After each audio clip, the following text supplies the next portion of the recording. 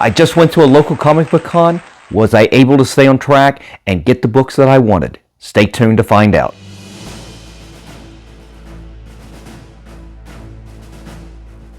Welcome back, comic book fans. This is Rusty again with Collector Auctions, and today I've got a Comic-Con video for you. This was a small show over in Frederick, Maryland, and I stopped at it along my way while I was traveling. As you can see, I'm in an alternate location. This is my other home that I still own in West Virginia, and I stopped along the way, went to the con, and had a great time. I got to see a lot of dealers that I know, and my main focus at this show was to try to stay on track, do everything that I talked about in my previous video about setting goals for the rest of 2023. Top of the list is looking for X-Men, John Byrne X-Men, the issues that I don't have, and maybe even books I do have, but I'm trying to get that 9.6 or above graded version of all these books, so I'm looking for some really good raws. And then there's some other books that were on the list that I talked about in the video, and there's other special projects.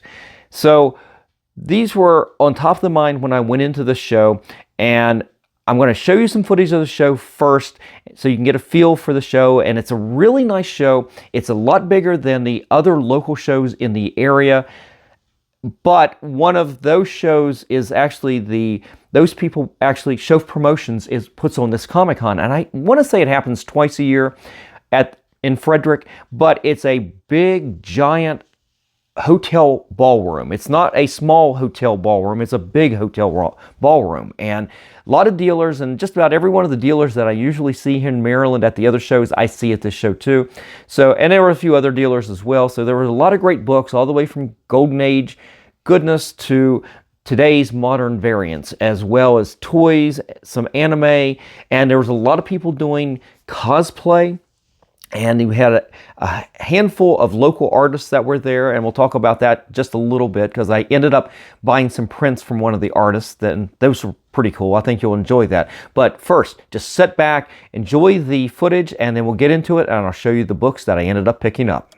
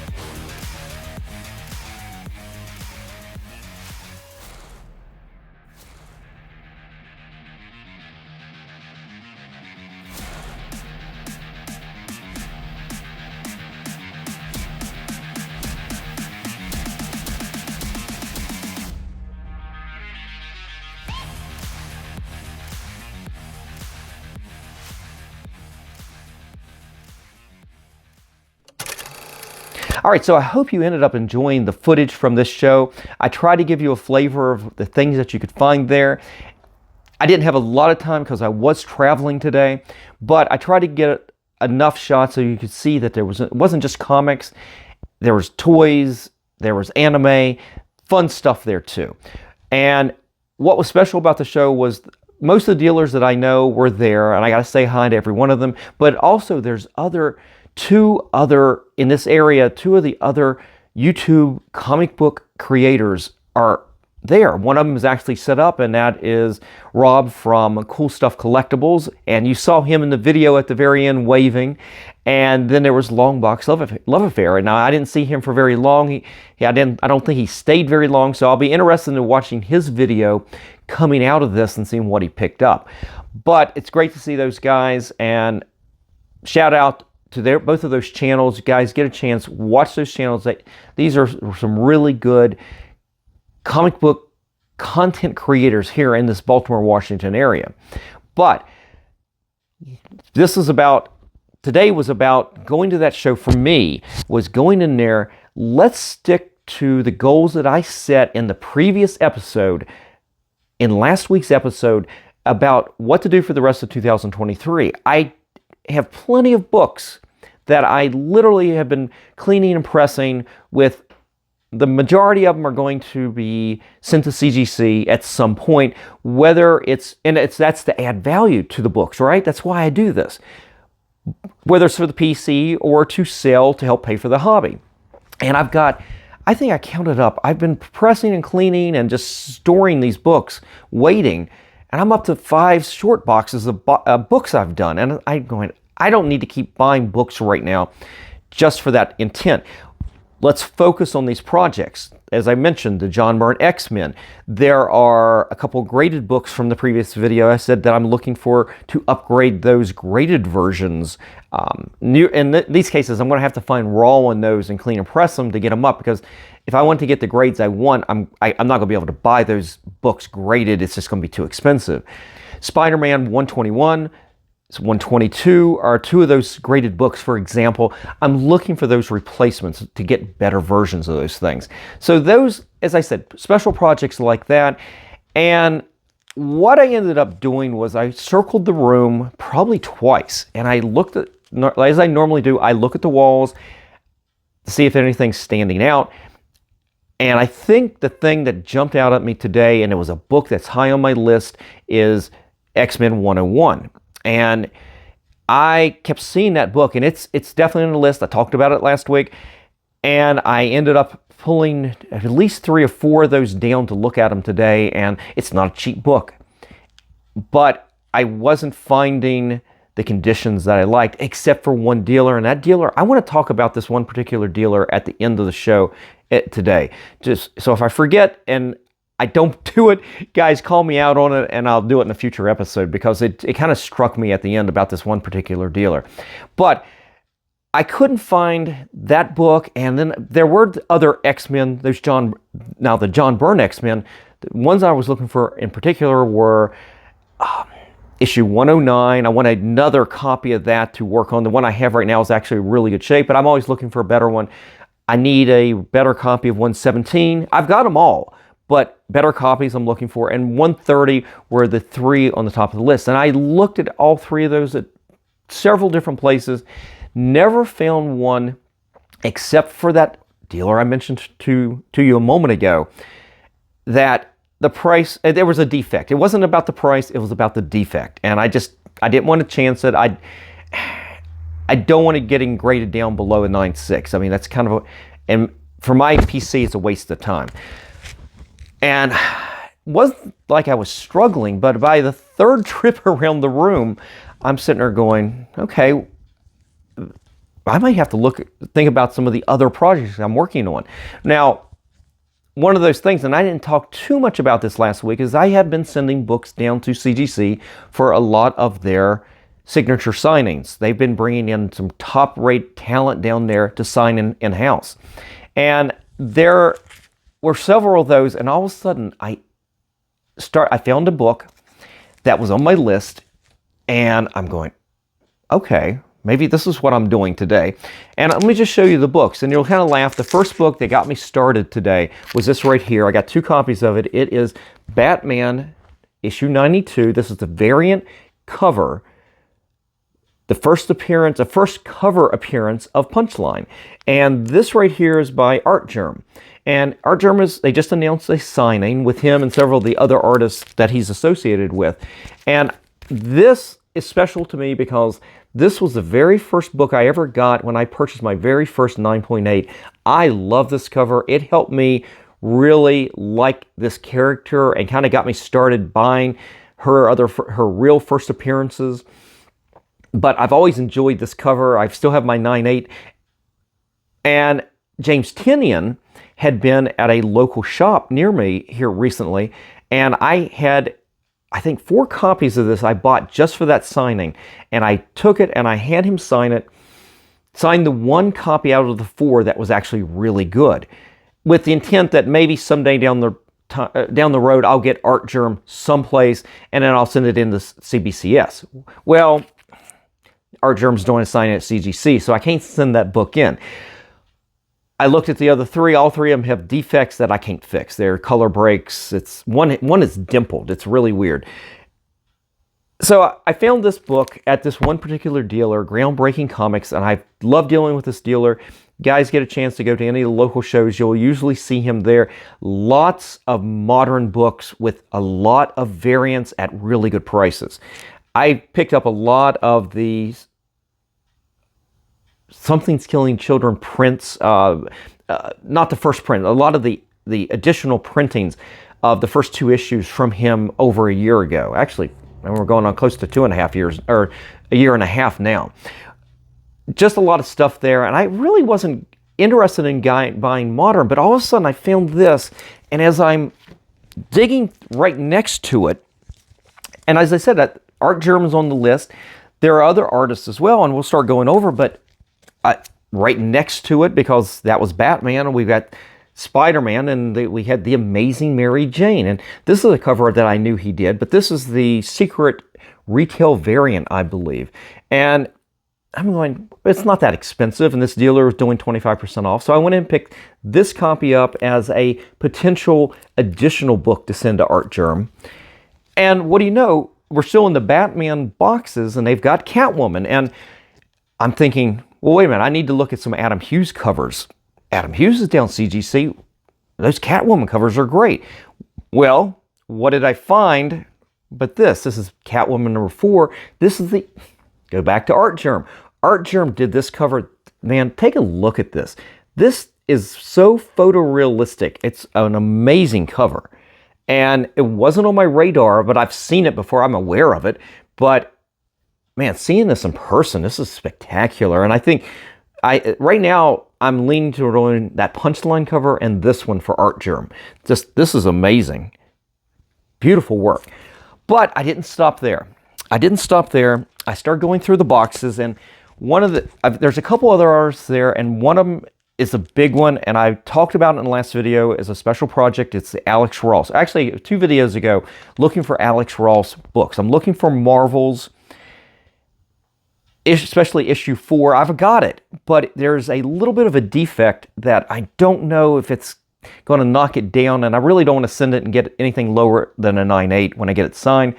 And I'm looking for maybe some Kingdom Come issues as well. So Alex Ross is top of the list. So I'm thinking, okay, what if I can't get these books?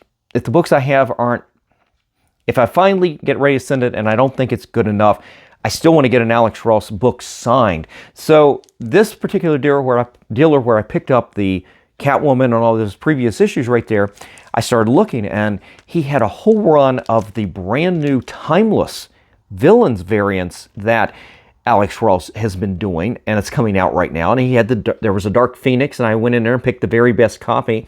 And I'm sitting there going, okay, just for a few bucks, I'll just hold on to this because it's just a beautiful cover, whether I get it graded or not. But as a book just possibly to send in, I would send in this one, and maybe the original, the Jean Grey as Phoenix. This is Dark Phoenix, of course. But as I'm looking on this dealer's wall for other books. What do I see? He had a copy of this. This is Star Wars #1. I think this came out in 2015. Correct me if I'm wrong. This is the recreation Alex Ross did of Star Wars #1, the original comic book from, I believe, 76. And this is spectacular. This right here is, I think, some of Alex Ross's strongest work. There's a lot of depth in this. Sometimes his art can come off a little flat, but this right here, it's just absolutely standing. It's probably one of the most photorealistic covers I've ever seen him do. And he's done a lot of really fantastic covers. And this right here, I think, is going to end up forcing me to add this to the list, to that Kingdom Come book that I want to send in, and the one Marvel Age book that I want to send in, the one with Spider-Man. You see the close-up of his eye, and you see Gwen Stacy and the Goblin reflected in his eyepiece. That's the one I want to send in. And I saw this, and I was like, I got to get this. This has got to go in too. So this was really cool. I was really happy about this, and the condition looked fantastic. So I'm still going through this dealer's books, and who else is down there at CGC? Now they're all coming up, so this is going to have to be a little bit accelerated over this next week to get these books kind of ready and to go. If I need to clean and press anything, we'll see. So I've got to work on them fast, get them ready, and get them out of here. But I found this here. It's a book that I have got graded, but I'm not sending the graded version down for them to break it out. I just happened to find this, and this right here is Gun Hunting #1. The Virgin cover, the Adam Hughes Virgin cover of this. And I love this cover. I mean, this is so striking. I wonder why. And I've got graded, I've got a 9.8 graded, and I've got the graded 9.8 trade dress as well. But when I found this copy here, I'm going, okay, I guess I'm sending to Adam Hughes as well. I don't know what else I'm going to send to Adam Hughes at this point. I know I don't have a lot pulled for any of his signings, although I have a ton of his books. It's just a matter of finding it. But this one's definitely going down the CGC for Adam Hughes. I'm going over that list of who's down at CGC, and Frank Miller, Klaus Jansson's going to be down there, and Chris Claremont. And I've been tempted to send to Frank Miller and Klaus Jansson my Dark Knight Returns #1 9.8. And I don't know if I'm going to do it. I honestly, I'm not going to do it. I don't think I can risk breaking that book out and having them sign it with them handling it. That'll be 2 people handling it, plus the CGC people handling it all over again. I don't think I'm going to risk it. I think I'm going to leave it. So I was looking for Dark Knight #1, and I looked at several of those, and I couldn't find any. That one that was real close, but it had some color rub on the back. And guys, if you ever buy Dark Knight Returns, any of the 4 issues, and you're wanting it at a super high grade, inspect the books at the show. Have the dealer take the book out and look at the back and look for the color rub, because you'll find it in most cases. Trying to think, what other things did I find that I was looking for exactly? Yeah, I think that was it for the CGC signings, but I did pick up one additional book. This is the last comic book today, and it's Avengers #43. It's pretty recent, but it's one of those Michael Cho variants. He did the whole series of all the classic. In fact, the other variants that was happening at the same time was the Alex Ross Timeless books. It's the exact same time. It's another variant of this exact same issue. I think it's a vision from this issue. It's Marvel. I mean, you could have spread these variants out a little bit, but I am going to go down to Heroes Con in June this year again, and Michael Cho was there last year, and I got him to sign the Black Widow version of character he did. I love that cover and love the character, but I'm also a huge fan of the Wasp. Janet Van Dyne, we're talking about, not Hope Van Dyne. And I found this. I stumbled on it as I was looking for the other books there, and I'm going, okay, I want to get him to sign some prints because that's just some beautiful artwork, but I wouldn't mind getting another comic signed by him, so I picked that up as well. It's not super valuable. Only a couple of these, even graded 9.8s, are going to be worth some money. This is all for fun. This is all for the PC today. So anyway, I hope you enjoy these books, because these are some really, there was really a lot of fun. They're all still special projects, and you know, I'm sitting here as I'm talking, I realized that was the end of the books for these special projects that I'm doing, which are all signings, whether it's CGC or in person. But I actually did, there's 3 more books, I'm sorry. And this is where I kind of reverted back to form. I broke what I said I was going to be doing last week, and trying to get away from just buying books that I can get graded, increase value, add value to them, and get them into the PC, or whether I'm going to resell them. And while I was there, I ended up picking 3 other books up, and this is from one of the other dealers. Picked up a facsimile, and you know how I love facsimile reprints, of 129, Amazing Spider-Man 129. And I never actually ran across this reprint. So I went ahead and picked this up, and with the thought that, get this as a 9.8, I can add it to my little collection of key issues from Marvel, well, even DC, that I'm just hanging on to. They're more like wall pieces more than anything. I'm not even sure how much this would be worth as a 9.8, but I can imagine a lot of these will be worth, if you're lucky, $100, maybe $120. And then the last 2 I picked up were completely books that I would clean and press and resell. And I want to get those 9.8s, because the 9.8s are actually worth a pretty penny. I don't have the prices on me, because as I said, I'm on the road. But I picked up another copy of Thor 411. This is the first appearance of the New Warriors. Now, it's a cameo at the end of the book, but this book has turned out to be more valuable right now as a 9.8 than issue 412, which has them on the cover, and it's a full battle scene with the Juggernaut. They're on the whole issue. But this issue right now is turning out to be the more key issue. So I had sent this in last year, several copies, and I couldn't break a 9.4. I couldn't get above it to save my life. I think I got 3 9.4s. I should have done a pre-screen, and I didn't do it because I thought the books were really good. I thought everything was really good about those books, and I just got judged so harshly. This is a makeup book for that. I hope to get this in a 9.6 at the very least, but that'd be great to get it. This is a 9.8.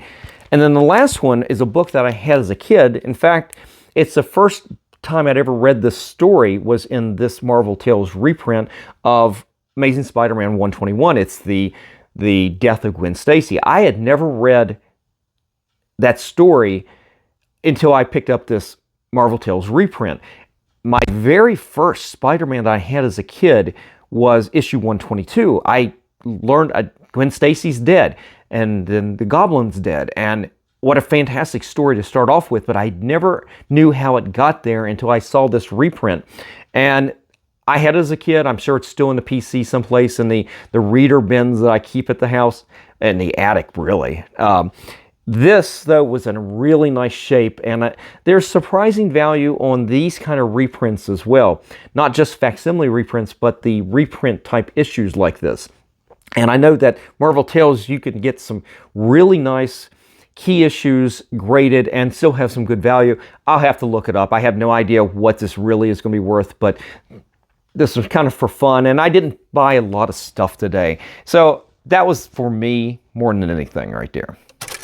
Now, one of the other things that they had at this show that the other shows usually don't have, or if they do, they don't have a lot of, were some local artists, some local comic book artists.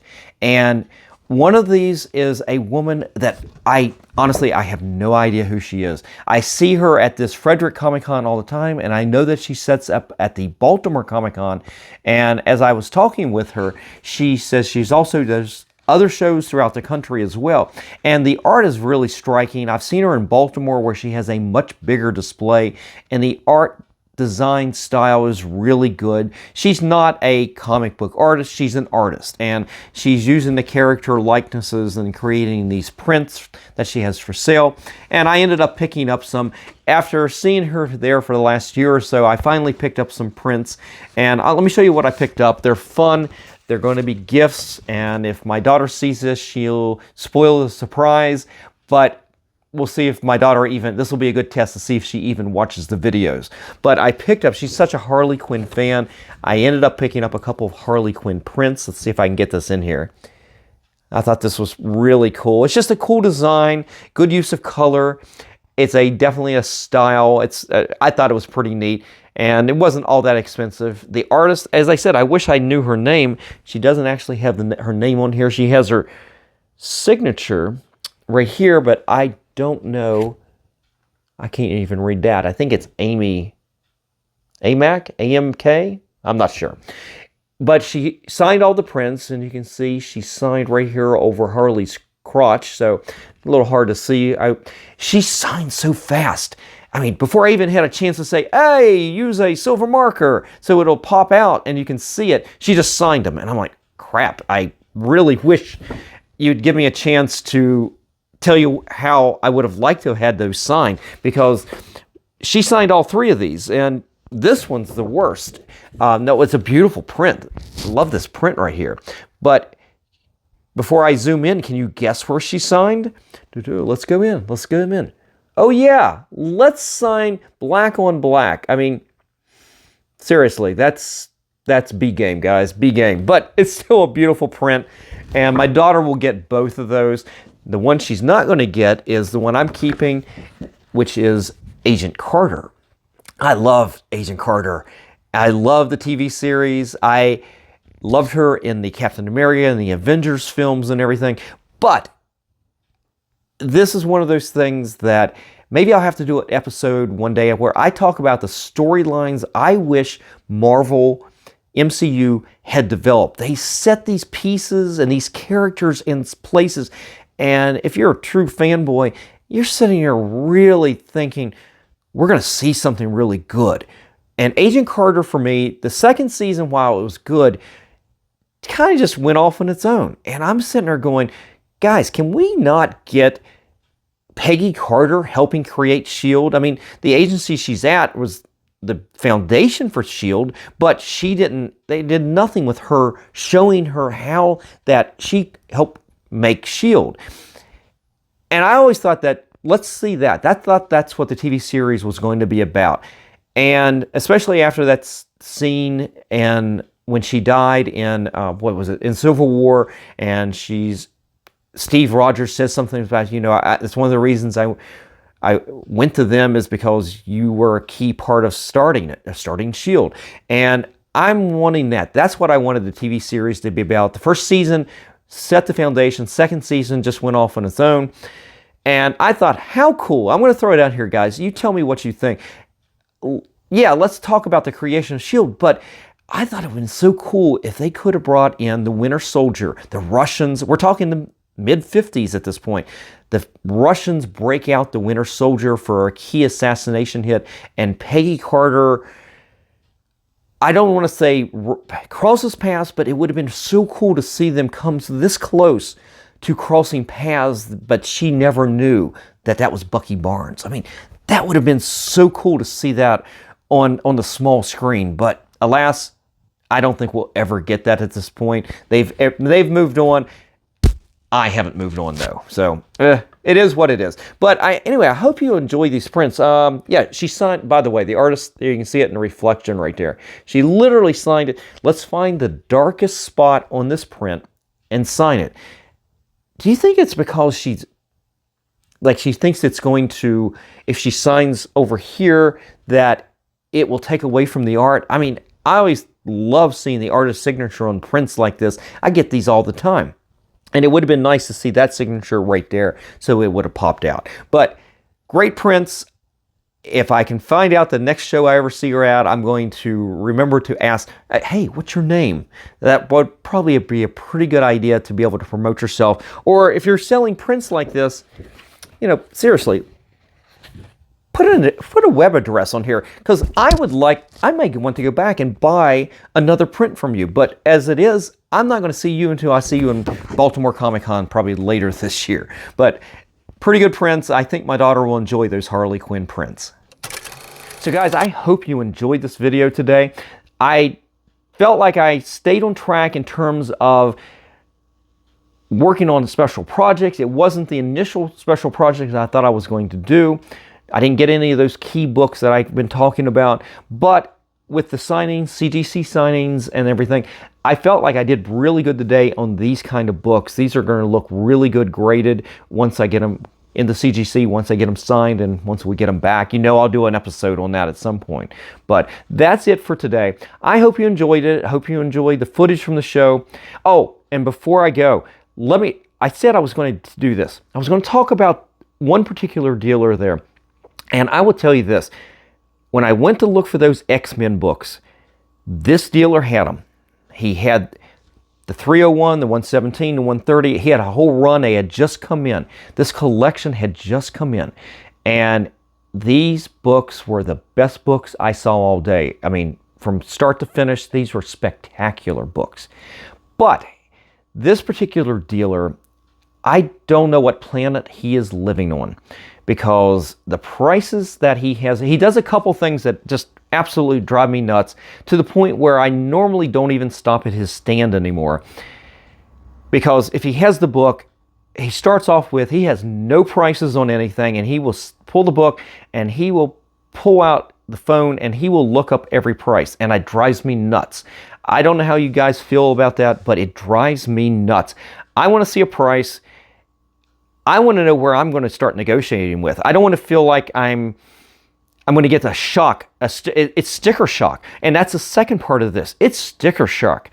I stopped by, I kind of thumbed through, and I saw all these X-Men. I mean, he had that, honestly, that X-Men 101 he had was spectacular. I've never seen in person a copy better. But I looked at some dogged issues that were $300, $400, and I know this guy. I know the way he prices things. I honestly would have looked at that book in that condition. It probably was a $1,000 comic book. Knowing him, it was probably a $3,000 comic book, because he triple prices everything. And when I was standing there, he asked me, is there anything I'm looking for? And I reluctantly told him I was looking for that one particular issue of Marvel's, the Spider-Man I mentioned. And he said, hang on. He started digging and he found it. And he came up and he handed it to me. It looks fantastic. And he says, oh, it's normally $80. I can give it to you for $60. And I kind of looked at him and was like, I said, I'm sorry, but you're way overpriced on this. You can go, I'm not going to pay triple what you could get on eBay. That's 3 times an eBay price. It's like, you got to be out of your mind. And the fact that he doesn't put the prices on the other things, I don't even know where to begin on the other things. So as much as it really hurt to walk away from some of those X-Men books, I knew that I couldn't even just talk prices with that. It wasn't even going to come close. And it's unfortunate because the books were fantastic. I wish I could have picked up that 101, but even the 117 looked really good too. And I just knew that was a book that I would have been willing to pay $65 to $85 for. He would have had that thing for $200, $250. I guarantee he probably it would have been jacked. Anything over $125 for that book probably was going to be, well, I don't even think he would have been close to even that price. So anyway, I'm rambling again. Hope you enjoyed everything today. Get out of here, guys. I will see you on Friday. Like I said, we'll do probably a comic book haul from Heritage Auctions, or maybe something else. Who knows what comes in this week. But I'll see you then. Take care. And remember, guys, every comic has a story.